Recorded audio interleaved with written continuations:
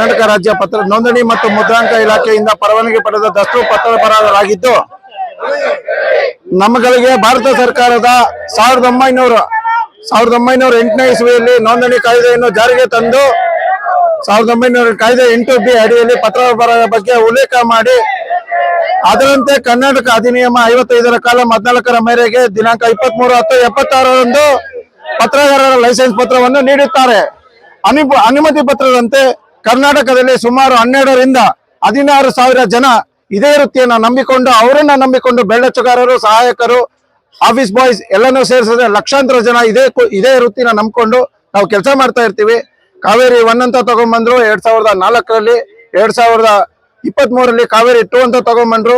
ಕಾವೇರಿ 2 ಕೂಡ ನಾವೇ ಅದನ್ನ ಸಾರ್ವಜನಿಕರಿಗೆ ಪ್ರಚುರಪಡಿಸಿ ನಾವು ಅದನ್ನ ಉದ್ಯೋಗವಾಗಿ ಮತ್ತು ಸರ್ಕಾರಕ್ಕೆ ಸೇವೆ ಮಾಡಿಕೊಂಡು 12ರಿಂದ 14,000 ಜನ ಪರವಾನಗಿ ಪಡೆದ ಪತ್ರ ಬರಹಗಾರರು ಇಲ್ಲಿವರೆಗೂ ಕೆಲಸ ಮಾಡ್ತಾ ಇದೀವಿ. ಈಗಿನ ಹೋರಾಟದ ಉದ್ದೇಶ ಏನಂದ್ರೆ ಕಾವೇರಿ 3 ಅಂದ್ರೆ ಫೇಸ್ಲೆಸ್ ರಿಜಿಸ್ಟ್ರೇಷನ್, ಅದನ್ನ ಸರ್ಕಾರ ತರಲಿ ಕೊಟ್ಟಿದೆ. ಆ ಫೇಸ್ಲೆಸ್ ರಿಜಿಸ್ಟ್ರೇಷನ್ ತಗೊಂಡ್ಬರ್ತೀನಿ ಅಂದ್ರೆ ಭೂ ಮಾಫಿಯಾದವರಿಗೆ ನಾವು ಅನುಕೂಲ ಮಾಡಿಕೊಟ್ಟಂತಾಗುತ್ತೆ.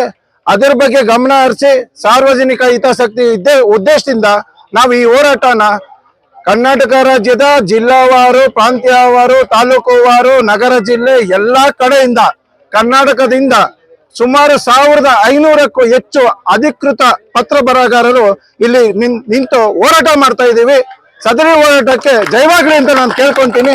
ದಯಮಾಡಿ ಕಂದಾಯ ಸಚಿವರಾದ ಸನ್ಮಾನ್ಯ ಶ್ರೀಯುತ ಕೃಷ್ಣ ಬೈರೇಗೌಡರವರಿಗೆ ನಮ್ಮ ಮುಖ್ಯ ಬೇಡಿಕೆಗಳು ಹೊರ ರಾಜ್ಯಗಳಾದ ಅಕ್ಕಪಕ್ಕದ ರಾಜ್ಯಗಳೆಲ್ಲ ಆಂಧ್ರ ಪ್ರದೇಶ, ತೆಲಂಗಾಣ, ತಮಿಳುನಾಡು, ಕೇರಳ ಇಲ್ಲೆಲ್ಲಾನು ಕೂಡ ಸ್ಟಾಂಪ್ ವೆಂಡರ್ ಲಾಗಿನ್ ಕೊಟ್ಟು ಅವ್ರನ್ನ ಉದ್ಯೋಗನ ಉಳಿಸಿದೆ.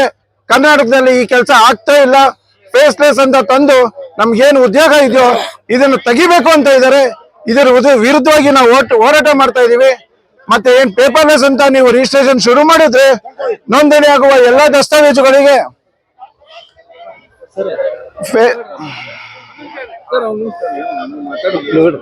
ಫೇಸ್ಲೆಸ್ ಅಂತ ರಿಜಿಸ್ಟ್ರೇಷನ್ಗೆ ನಾವು ಶುರು ಮಾಡಿದ್ರೆ ಸಾರ್ವಜನಿಕರು ಕಚೇರಿಗೆ ಬರುವಂತ ಅವಕಾಶ ಇರೋದಿಲ್ಲ. ಆ ಸರ್ಕಾರಕ್ಕೆ ಬರೋ ಅವಕಾಶ ಇಲ್ದಿದಾಗ ನೋಂದಣಿ ಪ್ರಕ್ರಿಯೆಯಲ್ಲಿ ಭೂ ಮಾಫಿಯಾದವರ ಕೈವಾಡ ಜಾಸ್ತಿಯಾಗಿ ಸಾರ್ವಜನಿಕರು ತುಂಬಾ ಕಷ್ಟ ಅನುಭವಿಸ್ತಾರೆ. ದಯಮಾಡಿ ಇದನ್ನ ತಗೊಂಡ್ಬರಬಾರ್ದು.